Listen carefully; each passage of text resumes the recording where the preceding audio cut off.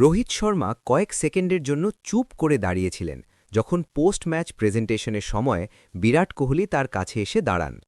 ভারত ও নিউজিল্যান্ডের মধ্যে প্রথম ওয়ানডে ম্যাচটি ভারত জিতে নিয়েছিল। স্টেডিয়ামে তখন উৎসবের আবহ, কিন্তু ক্যামেরা যেই মুহূর্তে বিরাট কোহলির দিকে ঘুরল, ঠিক সেই মুহূর্তেই গল্পটা নতুন মোড় নিল। ৯৩ রানের গুরুত্বপূর্ণ ইনিংস খেলার জন্য বিরাট কোহলিকে ম্যান অব দ্য ম্যাচ ঘোষণা করা হয়, কিন্তু পুরস্কার হাতে নিয়েই তিনি এমন কিছু করলেন যা কেউ ভাবেনি। বিরাট কোহলি সরাসরি ম্যান অব দ্য ম্যাচের পুরস্কারটি রোহিত শর্মার হাতে তুলে দেন এবং তারপর এমন কিছু বলেন যা সেখানে উপস্থিত সবাইকে অবাক করে দেয়। এটি কোনো সাধারণ বক্তব্য ছিল না, বরং শেষ ওভারের সঙ্গে জড়িত এমন এক বড় প্রকাশ যা ম্যাচের পুরো ছবি বদলে দেয়। বিরাট স্পষ্ট করে জানান, জয় শুধু স্কোরের জন্য আসেনি, বরং শেষ ওভারের আগে নেওয়া একটি সিদ্ধান্তই ছিল ম্যাচের আসল টার্নিং পয়েন্ট। নিউজিল্যান্ড দল শেষ ওভারগুলোতে ম্যাচে টিকেছিল, ঠিক তখনই এমন একটি সিদ্ধান্ত নেওয়া হয় যা ম্যাচকে ভারতের নিয়ন্ত্রণে এনে দেয়। তাহলে সেই সিদ্ধান্তটি কী ছিল? শেষ ওভারে এমন কি ঘটেছিল যা বিরাট কোহলি এখনও মনে করছেন? আর কেন তিনি নিজের পুরস্কার রোহিত শর্মাকে দিয়ে সবাইকে চমকে দিলেন? এই সব প্রশ্নের উত্তর এবং বিরাট কোহলির পুরো বক্তব্য আমরা আপনাদের এই ভিডিওতে দেখাবো, তাই শেষ পর্যন্ত অবশ্যই সঙ্গে থাকুন।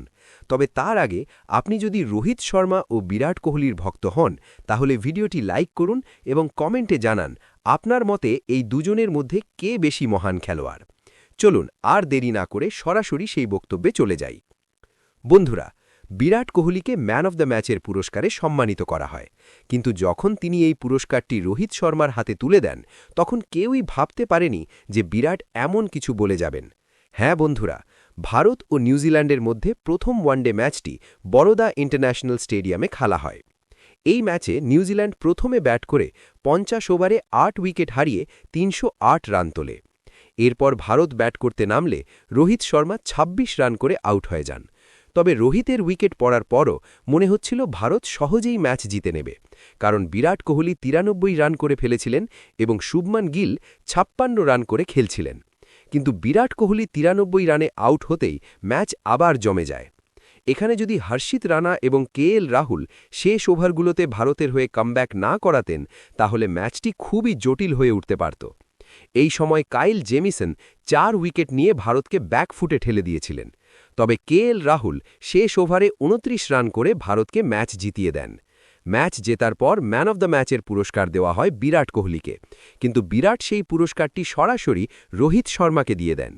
রোহিতকে পুরস্কার দেওয়ার পর বিরাট কোহলি বলেন, দেখুন, যখনই কেউ ম্যান অব দ্য ম্যাচ হয়, আমার মনে হয় সেই খেলোয়াড়েরই এই সম্মান পাওয়া উচিত যে ম্যাচের মোড় ঘোরানোর সবচেয়ে বড় ভূমিকা নিয়েছে। আমি মানি এই ম্যাচে নিউজিল্যান্ড ৪০০ রানও করতে পারত যদি সঠিক সময়ে রোহিত শর্মা অধিনায়কত্ব না করতেন, কারণ যখন ডেভেন কনওয়ে এবং হেনরি নিকলস ইনিংস এগিয়ে নিয়ে যাচ্ছিল, তখন আমাদের ভয় হচ্ছিল যে ওরা কোথাও ২০০ রানের পার্টনারশিপ না গড়ে ফেলে। তিনি আরও বলেন, আমি রোহিতকে বলেছিলাম, শুভমান গিল দিয়ে আর হচ্ছে না, এখন তুই দায়িত্ব নে, তবেই ম্যাচে কিছু চমক ঘটতে পারে। আমার কথায় রোহিত সেটাই করেছিল এবং সম্ভবত সেটাই ম্যাচের সবচেয়ে বড় টার্নিং পয়েন্ট ছিল। যদি সঠিক সময়ে রোহিত অধিনায়কত্ব না করতেন, তাহলে ম্যাচ অন্য দিকেও যেতে পারত। তাই আমি মনে করি এই ম্যান অব দ্য ম্যাচের আসল দাবিদার আমি নয়, বরং রোহিত শর্মা। সেই কারণে আমি আমার পুরস্কার ওকে দিয়েছি। এরপর বিরাট কোহলি আরও বলেন, ম্যাচে শুধু রান করাই সব কিছু নয়।